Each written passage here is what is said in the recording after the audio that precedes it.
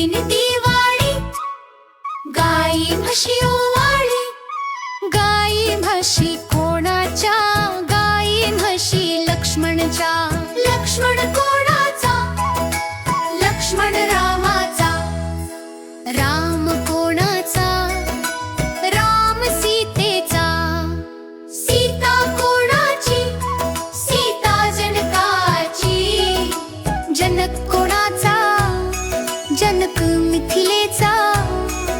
मिथिला कोणाची? मिथिला भारताची. भारत कोणाचा? भारत आपल्या सगळ्याचा. आपण सारे कोणाचे?